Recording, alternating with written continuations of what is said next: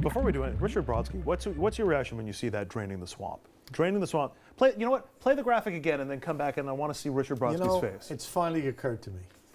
Go Rangers. That's all you've got. That's draining all the swamp. The biggest defender of Albany. I'm changing We're the about, subject. we're about to be talking about the Capitol working overtime. The Capitol to overtime. get a new leader. Okay, you know what? I asked for that one. I apologize. We're draining the swamp Thank and you. taking a look at the corruption in Albany. Dean Skelos is out as Senate Majority Leader. John Flanagan is in, but already there's some fallout. Flanagan just stepped down from his outside job in a law firm, and just a couple of months ago, there were questions about his clients at that law firm and whether Flanagan voted on bills that benefited those clients. That is now raising questions about whether Flanagan was carefully vetted by fellow Republicans. If that sounds familiar, it's because the same kind of questions came after the Democrats rushed to pick and confirm Carl Hastie to replace Sheldon Silver. Ethical issues have dodged Hastie after he benefited from the sale of a house that his mother bought with embezzled funds. That's always a good start for your Assembly Speaker. Question for the panel is this a problem of improper vetting, or is it just impossible, Richard Brodsky, to find somebody who is squeaky clean in Albany? What's going wrong that these parties can't find somebody who doesn't seem to have any of this baggage? Do I have to answer these questions? You do, because you've been dogging me about Rangers Capital stuff all show. Here's the best as I understand it from spending time with these folks. Carl Hastie's not a crook, not a thief.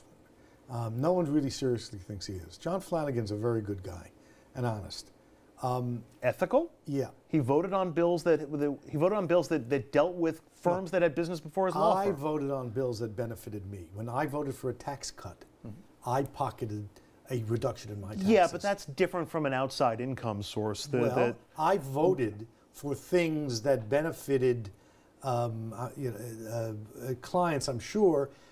But you're splitting a little bit of a hair on this, Richard. But let me make the point. Conflicts, when they occur, like the kind that are under indictment from Shelley and Dean Skelos, are a different ball of wax than this other kinds of stuff. Everybody, no one lives a life that is free of conflict. And so if the question is anybody squeaky clean? If what you mean by squeaky clean is where there are no potentials for that kind of criticism, I would be surprised if John Flanagan or Carl Hastie did things that were unethical and or illegal. The critique that's going on, the vetting, the examination is appropriate. That you can't stand the heat, get out of the kitchen. But my personal understanding of both those guys is they're honest men. I've been very critical of Albany, but I completely agree with that. I think there are so many conflicts out there, and that's different than criminality. I think John Flanagan has a very good reputation. He's had it for years. He's a bright guy. He's the Senate expert on education. He stepped down from the law firm. I'm going to give him. Okay. Well, he stepped down only after his election as majority leader to the Senate. His reputation is good. Here's my question, because this doesn't seem like this is too much to ask. John Flanagan, you seem to like him. You seem to think he's a good government guy. If the client of the client of his law firm has business before the state Senate, something that directly impacts them, why wouldn't he recuse himself? Why wouldn't he abstain from the vote? Because it wasn't his client and he took no money from them. The fact that if they were a client of his, you'd have a point. That wasn't the accusation. The accusation is that they were clients. But why even be in the same area code as that accusation? Yeah. Why not recuse yourself? Because in the end, you can't live in Suffolk County on $79,000 a year. There are New York State is involved in so many things. There are conflicts everywhere. I mean, you could be in a Little League team or a plumber that has to get licensed or a massage. I mean, everything runs through New York State. You're going to find the conflicts. Criminality is a different thing. This may be a chicken and egg kind of question here, but is it that leadership can't find anybody who doesn't have any baggage with them, or that you can't get into leadership unless you have that baggage? No. It's because that the person they chose to lead them, they understood had baggage and had skills and virtues. And when they balanced it, which is all I think anyone's saying, they came down to the side that whatever the critique may be, this is the guy with the skills to lead. Same thing is being said about Hillary. Same thing's being said about Jeb Bush. Same thing's being said about anybody who's in this business. I don't deny the validity of the question. Look at me, right? Yeah. Bourgeois. No, it's bourgeois. Bourgeois. Okay. Bourgeois. They know how it works. Bourgeois. All right, let's on to fracking, which is another contentious issue in New York. The state finally released its environmental report on that drilling technique. Back in December, Governor Cuomo's office said it wanted to ban fracking, but it was waiting for this report to come out, and now it's out. We waited like 6 years for it. The report spells out the risks to the water supply and also concerns about pollution and spills. So now it seems like Albany will go ahead with the ban, which they had already announced anyway. But why not let the people decide and send it to the referendum?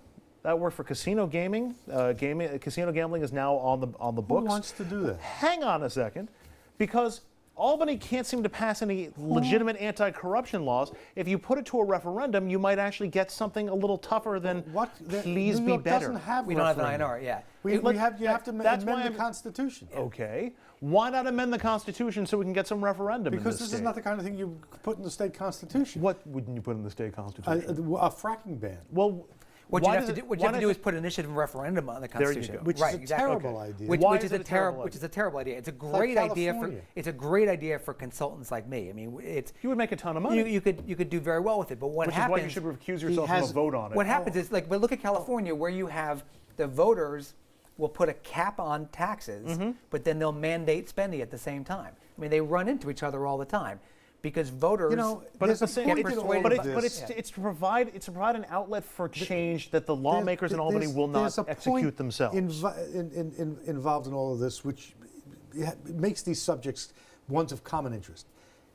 Government is a human process.